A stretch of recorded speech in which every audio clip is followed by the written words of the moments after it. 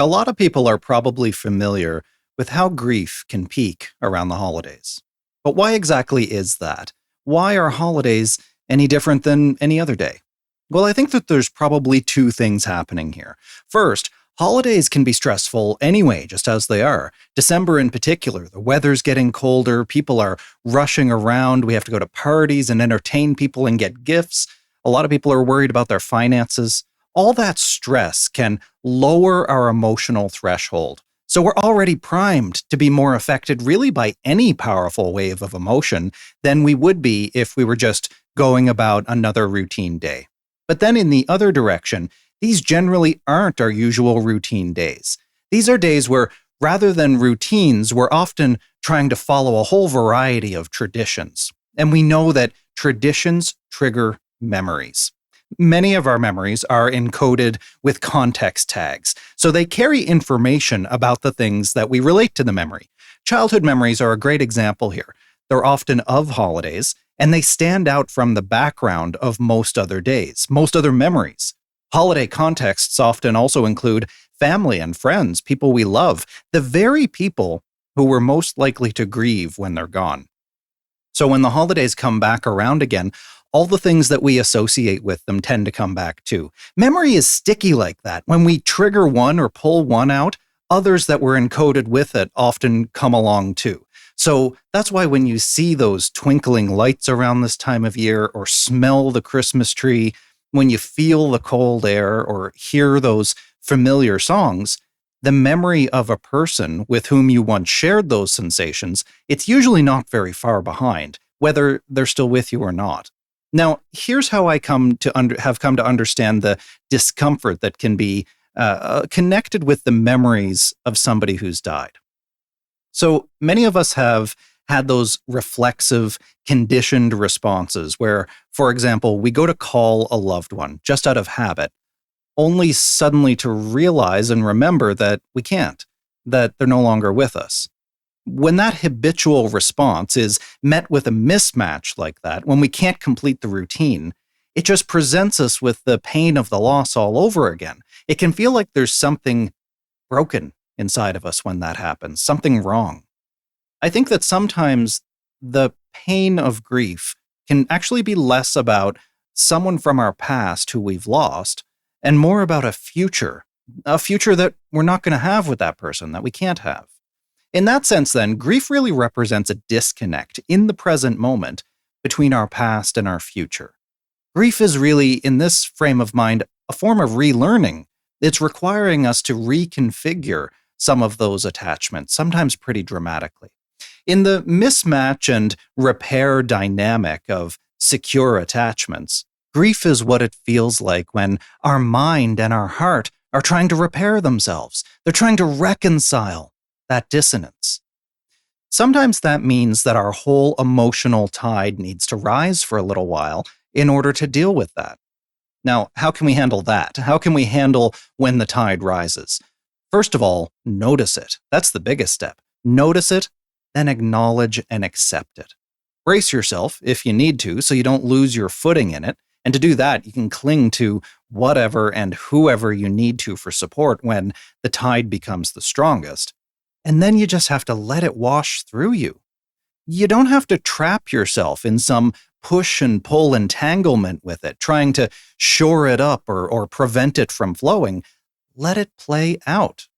When grief flows through you like that, it means that it passes from pooling up inside you out into the world outside of your heart. This is called externalizing the loss. You can do it by talking about the person that you lost with other people. Talk to the person that you lost out loud. Light a candle. Do something in their memory. Almost every Sunday, I buy my mother flowers. My mother's been dead for 8 years, but every time I do that, in that moment, it's like she's back with me again. I think when you learn to listen to yourself like that, you become better able to respond to your own emotional needs. And if something is bubbling up inside you, then it means it's asking to be acknowledged. Don't avoid that. Embrace it. Now, that might sound easier than it feels. I mean, grief doesn't exactly feel good. Not only does it not feel good, grief actually can sometimes be terribly inconvenient. I remember once it hit me in the lumber aisle at a hardware store.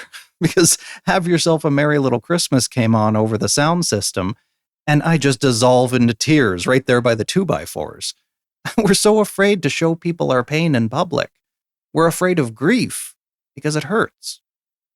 We're not avoiding the memory of the person we lost. We're avoiding the pain that has become associated with the recall of that memory.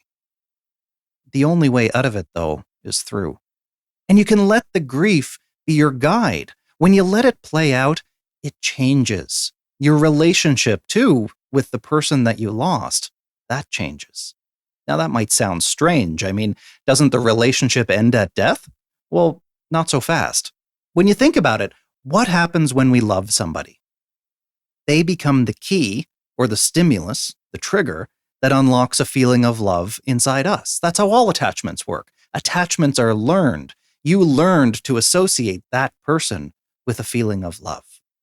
We can do this anytime. In fact, we can do this right now.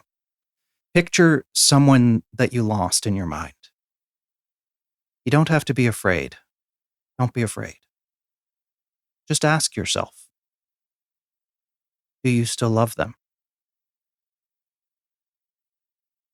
And if you do, then what's really changed?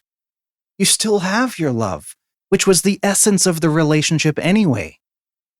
Yeah, you happen to lose the trigger or the key that was their physical presence, but you still have that response. So what that means, in fact, is that now they are love. You skip the middle part, the physical part. In that way, death doesn't have to be the end. Death is just a change in the nature of our relationship. And in fact, I think from that frame of mind, the holidays can actually become a great time filled with lots of welcome reminders for how to keep that relationship and its love at the center of it alive. So I guess what a wonderful holiday gift that they left for you after all. Each time I do these columns, I reflect on things for which I'm grateful in light of what we're talking about right now. So with that in mind, I'm grateful for my memories. A few years ago, media reported on how I reconnected with the stranger who saved my life. Now, a short time after that, I went back to the very spot on the bridge where I was once absolutely convinced that I couldn't go on.